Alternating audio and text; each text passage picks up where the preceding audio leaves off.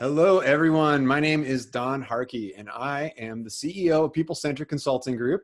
We are doing a series of videos called Surviving to Thriving, which is going to focus on helping organizations and people just not only survive this crisis, but figure out how to thrive into the future of this. My guest today is Mr. Jeff Houghton. Jeff, how are you? I'm good.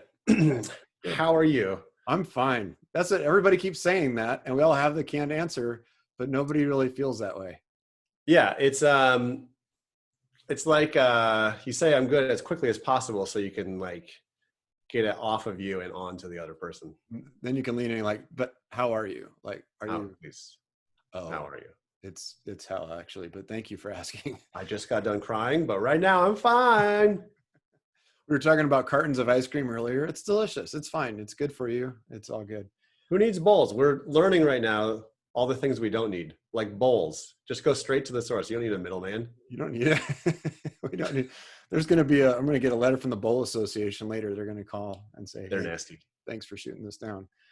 So Jeff grew up in Iowa City before moving to New York to be an intern at The Late Show with David Letterman.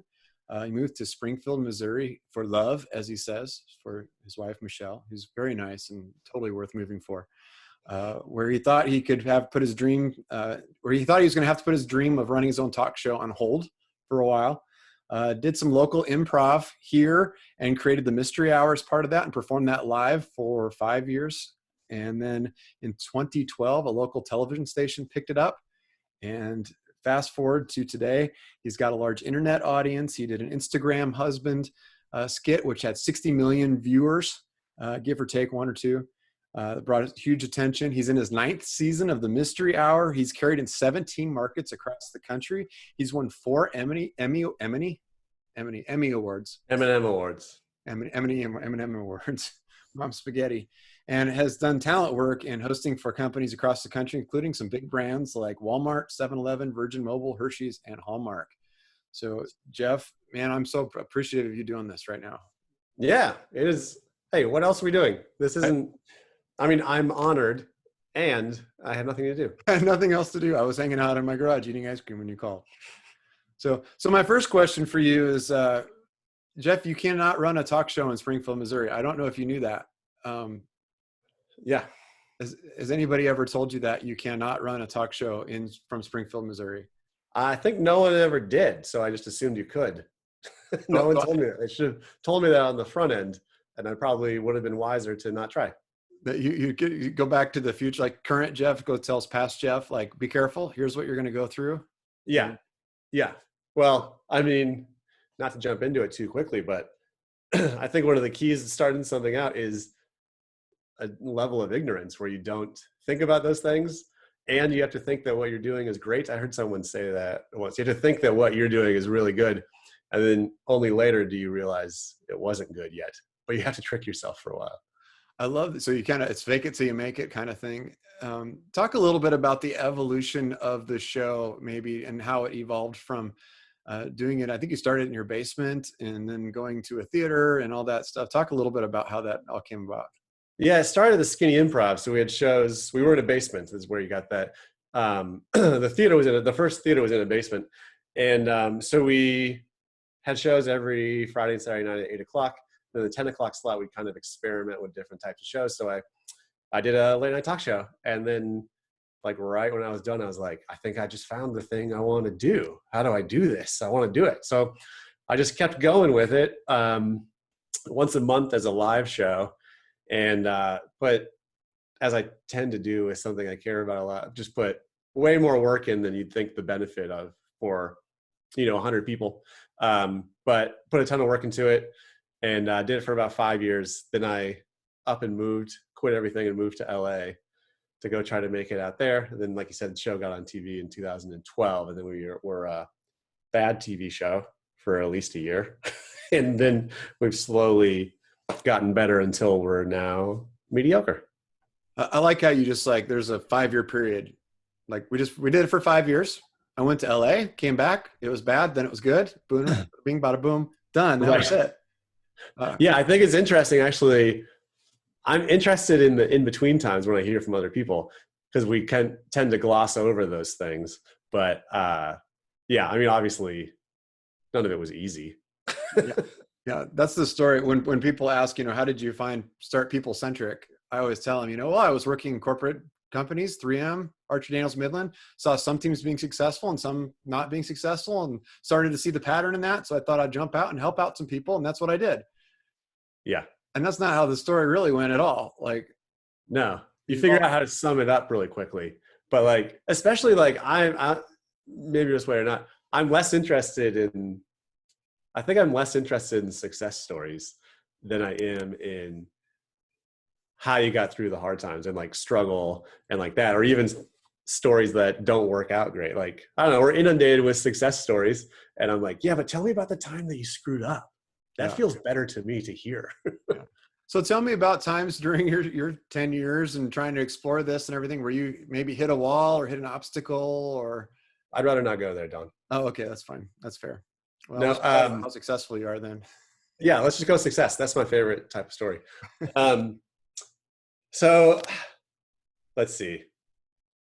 I think that I've had enough drive with all of it that I so quickly turn it from obstacle into like, I got to figure this out. So, which is not to try to skirt around the question, but like, so when I moved to LA, I had like a regular job here in Springfield. I quit that job. I quit the Skinny Improv. I quit my show. My wife stayed here and I went and moved to LA for what ended up being a year. We didn't know how long it would be at the time. And by most measures of success, I wouldn't say I was successful in LA. Like, no one heard of me. It's not like, yeah, you'd recognize me on nothing. Yeah. So by all accounts with that, I mean, surely a failure, but like, honestly, what helped me not feel that way about that was, one, I guess I had two expectations or hopes going in. One, make it big, and two, kind of go through the process of going through it and like kind of the idea of Hollywood is this unscalable mountain that I don't understand is what I had going into it. I just kind of wanted to understand it, and I wanted to just like really jump into something which I hadn't really done before, like in a scary, like risky sort of way.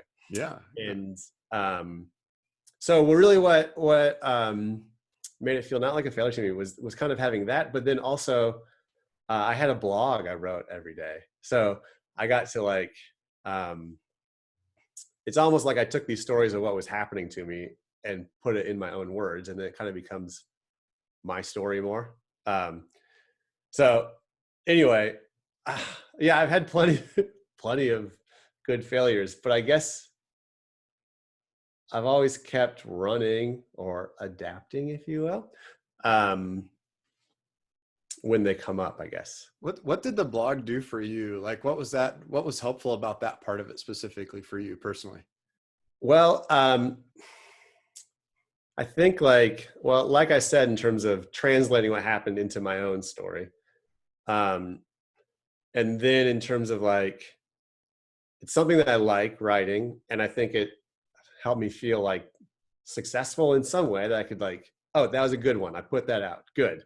Because I say like Hollywood's this encouragement-free world where like if you audition for something and you did pretty good, but you didn't get it, if you audition for something anyway, unless you get it or you're put on a veil, like these terms, you just don't hear back. It's not like they're like, hey, good job, but we're chose someone else. You just don't hear anything. So it's this encouragement-free world. So finding ways to encourage yourself, but then also like with a blog, like receiving encouragement from other people is really great. Yeah. Yeah. So sharing that. So some of it is yourself, I'm sure, tracking. And did you ever go backwards and read like, this is where I was 3 months ago?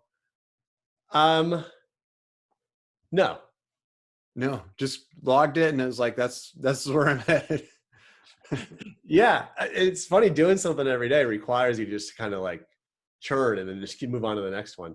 I had a good time like I've looked back on it periodically, but I haven't for a really long time. It feels like a whole different time in my life because it was 9 years ago now. And then I came home, we had a kid, and I started a TV show. So I just jumped into this separate world. So looking back, it just feels like a before and after time when you have kids, I guess, mostly. Yeah. Yeah. The kids are a horrible burden is what I tell them mine all the time. I try to make sure they know they have stopped my dreams and all the things I wanted. I make sure to encourage them in that way. Yeah, that's good. For all you parents out there, write that one down. That's an important insight. What do you think that you got from LA that maybe your whole path might have been different if you hadn't done the LA experience? Because I think sometimes when we look at that path to success, we define success. And like you said, the success was, can I make it, or can I at least learn what the mountain looks like? When now you've had some distance from that experience, what did you learn from that? What did that add to your story? Yeah, I needed to do it in terms of gaining confidence. Like what I learned in being out there is like, oh, I'm good enough for this. I can hang. Like, obviously there are people that are remarkably good, but the rest are like, they're good and they're going for it. They're the ones that moved. But just because they're the ones that moved doesn't mean I'm not good enough if I'm here. So I needed to do that confidence to build the confidence, because I think we have, I talk about this a lot, but in the Midwest, we have this like great self-deprecation, humility, but I think it can often translate. I mean, I guess what I'd say is we know the way the coasts feel about the Midwest, and sometimes we internalize that as well. Like, well, it's good, but we're just here. And so learning to be like, hey, screw that noise. Like, we can do good stuff here. It's great. So getting that confidence, and then kind of breaking my addiction to security is the other thing I would say. That like, Oh, I love that. the Yeah. fear of not knowing how I'm going to make my money during the year, or just all those trappings of security I was definitely inside of. And I couldn't like theoretically break myself out of it. I need to like experientially break myself out of it. And so I did, and now I've been living that way ever since. And now I'm like, oh, security, that sounds good. I could take that back now, anytime, any second. Yeah. That'd be all right. That'd be cool. But I'm sure you understand that with having a business, like it's similar, that like, I don't know how far out you guys work, but like at the January 1st, I don't have all my income set by any means. Any means. No. But you have to just go in and be like, just trusting it's going to go. Yeah, that 401k is a warm blanket when you have it. Like, I've got this 401k and I've got a steady salary and it's all good and everything. But then you always wonder, like, what if I could have done this? Right? Was that the fear that maybe drove you to that? Like that you would someday go, I wish I could have known if I could have made it or could have done something. Yeah, totally. In fact, what the impetus was, I mean, I'd had the idea for always. I mean, like when you're interested in comedy, in the comedy world, like you're like, what if I went out there? What if I tried it? And it was my wife and I having our first real conversation about having kids. And I was like, that was my first time. I was like, oh, I won't be able to do this later. I need to try it now. So like, I didn't want to be sitting there later being like, could have tried it. What if I just would have gone for a year? What if I just would have gone for a year? And I didn't do it. And like, ultimately for me, like, I didn't know how long it would be. The idea was she'd either move out at some point or I'd move back at some point. But I mean, ultimately I left, drained our money, came back, and then through weird circumstances, my old job came available again. I went back to that for a little bit. And so it was like, yeah, I tried it. That had to be a moment, gut check too. You leave and then you come back to the old job like, okay, did I really change myself now when I left? I've got this whole different perspective. It was, I mean, it was emotionally taxing coming back from chasing your dreams. And like, I come back in December, my wife's pregnant in January, I don't have a job. And I was like, what have I done? It was very emotionally taxing. So when that job came about, I was like, oh, good, thank you. But my low moment, I've joked about with my friend who set this up for me, was he had rental properties, and he was like, hey, I've had this 17-year-old kid helping me out cleaning up my rental properties when someone moves out. But if you want to do it for minimum wage, I could have you do it. And I was like, yeah, awesome. He's like, okay, cool. This woman wasn't supposed to have a dog, but she had a dog and she just kept it in her garage and it pooped everywhere. So I need someone to go into this house and clean up dog poop. That was my low moment. And you're thinking, this is me chasing my dreams right now.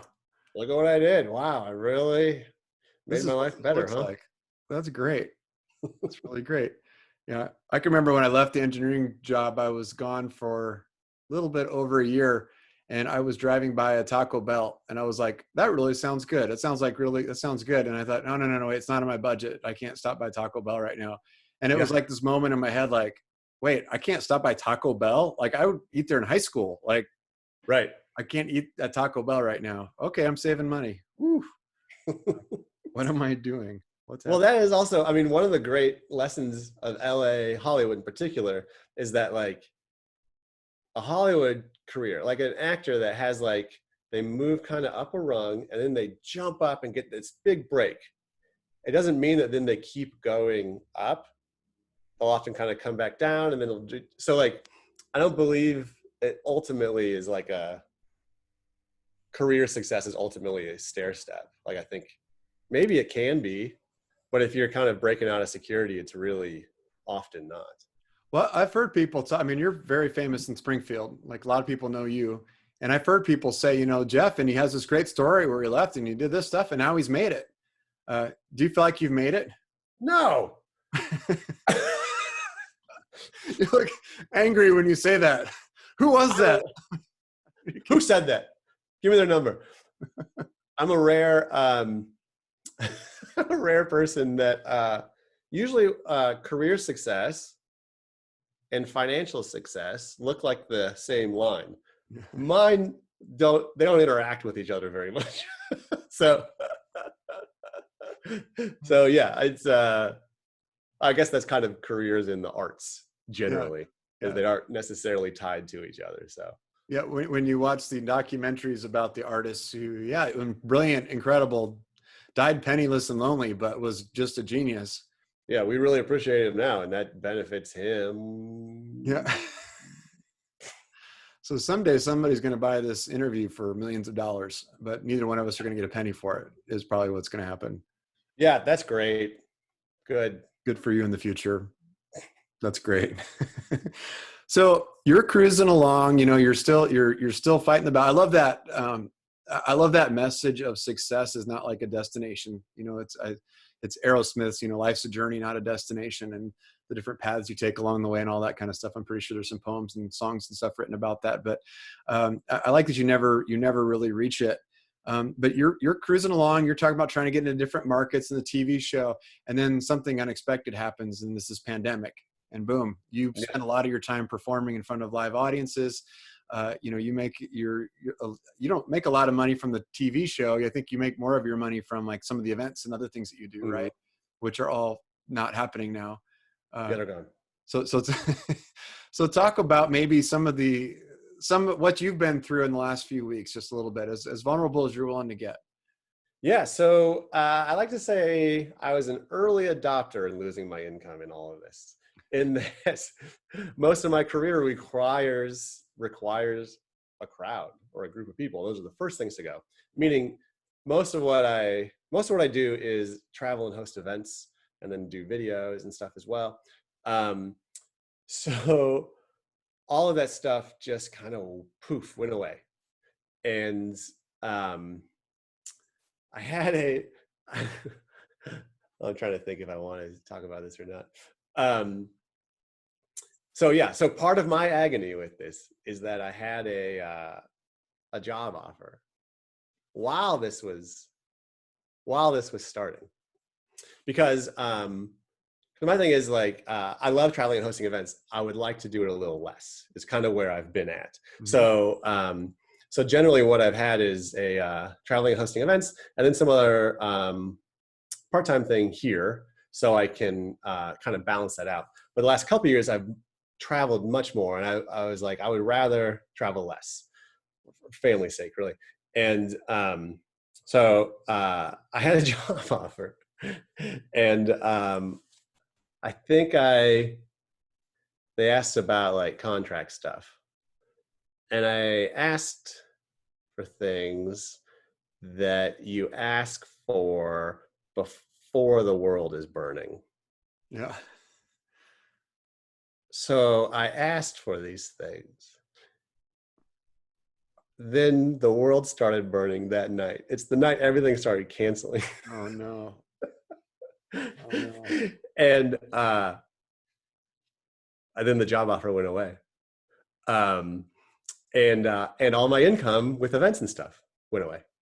So I was like, well, let's see. I don't want to gloss over. First, I was like, distraught. What have I done? And then I was like, oh, I did this. I made a funny video that was just a goof saying, I'll host your online event. And then my mom was like, hey, I think you should. People might actually want that. So I made that fake video on Friday. And then on Monday, I shot a real promo video. I was like, snazzy looking, it's good. I got the website onlinemc.com, www.onlinemc.com. And onlinemc.com. onlinemc.com. Yeah. You don't have to do the www anymore. It's not 1998 anymore. http://www.onlinemc.com. And I was like, all right, I'm an online MC. What does that mean? I don't know. I'm just going to figure it out. And which actually was my big lesson from living in LA. Just say yes and figure it out. And that's how I started my TV show as a TV show. And so anyway, so I got that and I was like, I'm an online MC now. What's Zoom? And then I had to figure all this stuff out. And then I was like, you know what? What if I did a daily version of my show online? And so I do a nightly mystery hour, Monday through Friday at 9:00. And I do it for myself because I get some sponsorship with it. It was a way to get like a little bit of income during all this. I do it for myself, and then also like think of it like for the community having like kind of this a touchstone every night and something that's not about the coronavirus generally, but if it is like in terms of like, I guess there's like a PSA aspect to it, and just meant to be fun and stuff. So what we did was, I'm like, okay, I'm an online MC. Monday. Wednesday, they're like, we're doing a stay-at-home order. So Tuesday, I built a studio in my garage with the help of a friend who has like a video production company. He's like, we're not using these lights right now. If you want to use them, we can paint a false wall gold.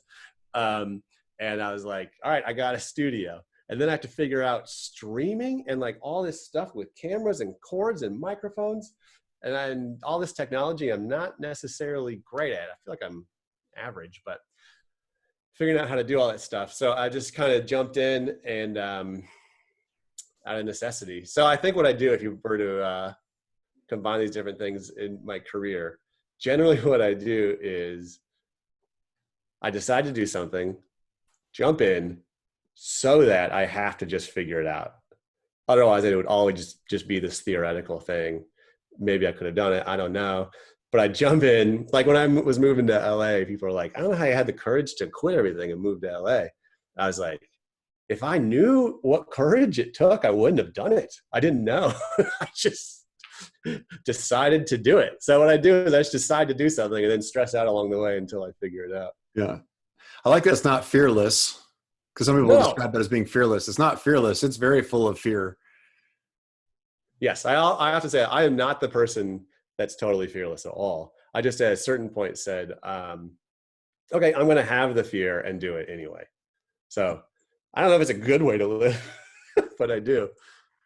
Well, I think there's a lot of great life lessons in that, because there's a lot of people who go through their entire life without ever taking those risks. You know, it reminds me of that old Teddy Roosevelt quote, you know, the daring greatly, you know, never being in the dust and sweat, and never know among the timid souls who know neither victory nor defeat, kind of thing. Yeah. It's one of my favorite quotes. When you know how to fail, you also learn how to succeed at the same time. Yeah. And I think it's maybe a requirement to succeeding. I agree with that a lot. Not that I Yeah. have, but I've heard other people, the people that we've worked with, fail all the time. Yeah. And I would say before, like, I mean, obviously LA was this big moment for me of going for something, but like before that, I was entirely fearful, like in terms of fear of failure. Like, um, now, like if you, if you watch my show, before last night, I had my first perfect show. I fail every night at it, but I've gotten more comfortable failing in front of people. I mean, in terms of technology with this, but in terms of like failing in front of people, I'd just much rather in the end go for it. There's a lot to be learned from that. And I'll tell you something, we've taken some of your lead on that. We're working on an online like management leadership training tool. And we're starting to record videos and things like that. And we've been playing with the backgrounds and the technology and all of that stuff. Like, we don't have the sound perfect and the background's not perfect and all that kind of stuff.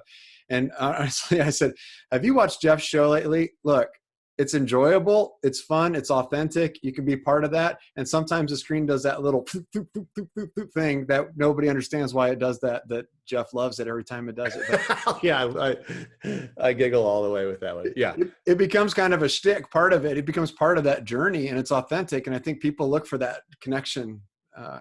Yeah, I like to say that right now I'm embodying how people feel, which is trying to muddle through it, but you still just keep screwing up. I just do it in front of everyone. Your press conference, man, was brilliant. That's the best thing you've done, in my opinion, since you did your parental response to the we're fine with Michelle in the background drinking this big old goblet of wine and out of a fish bowl or something. Yes. That was tremendous.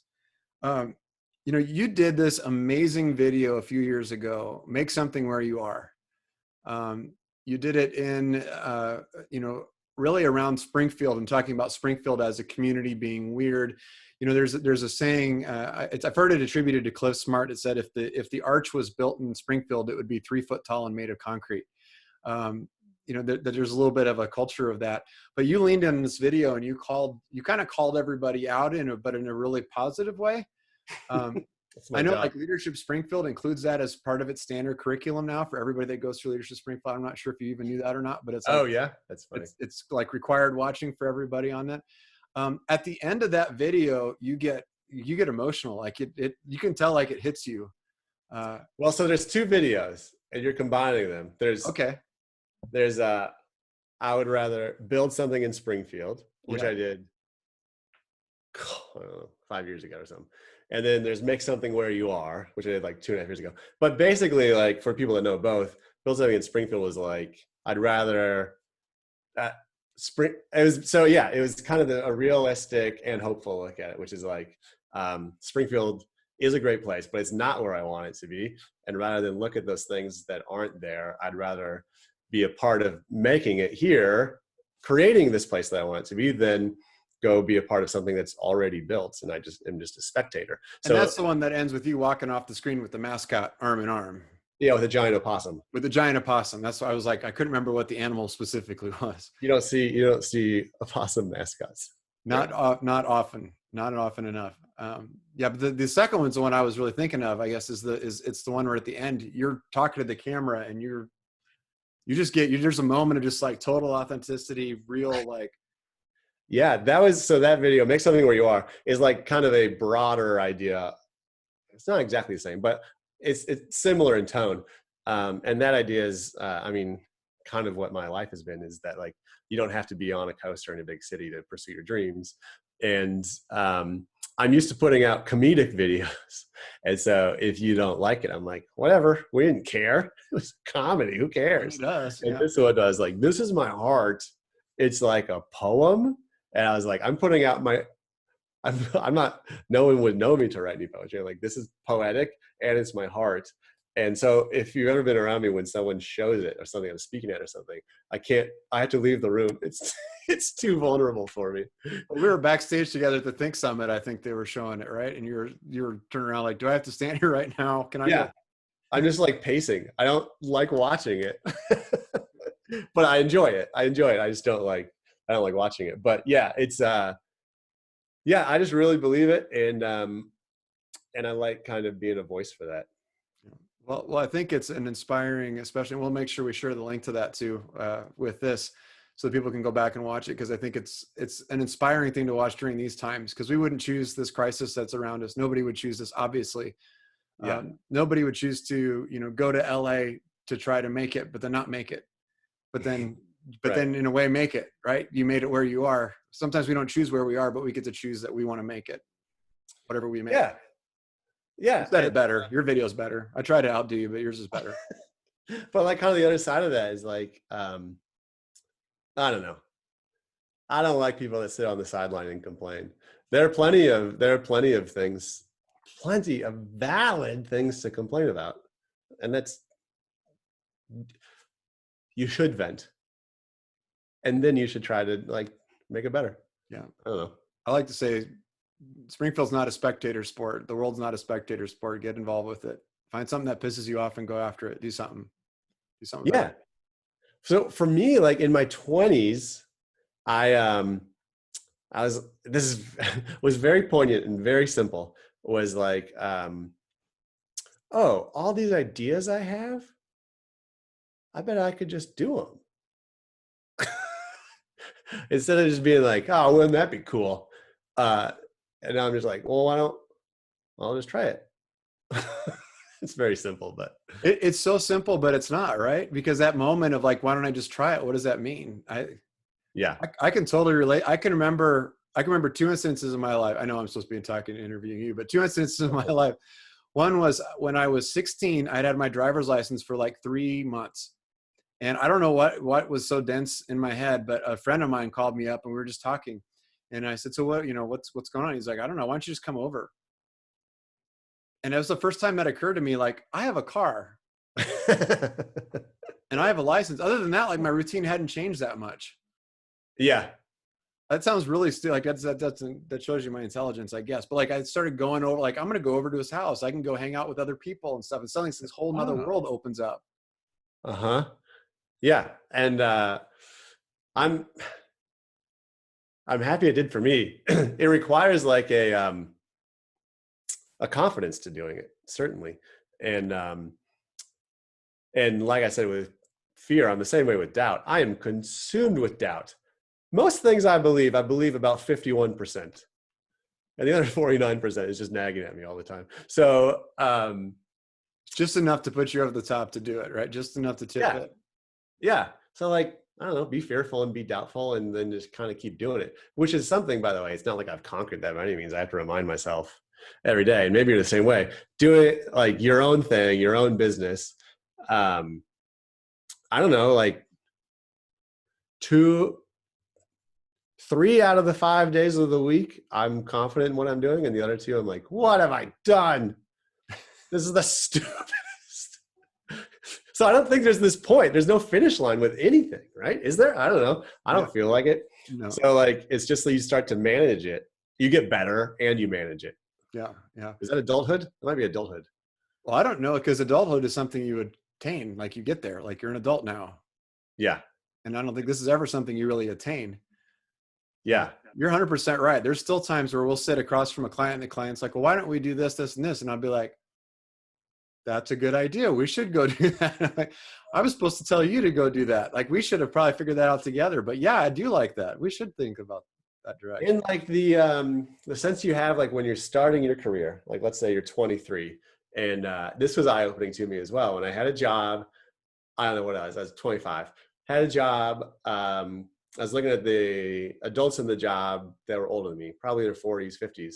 And I was like, oh, sometimes they don't do the thing they're supposed to do. And they're just making up excuses in the meeting.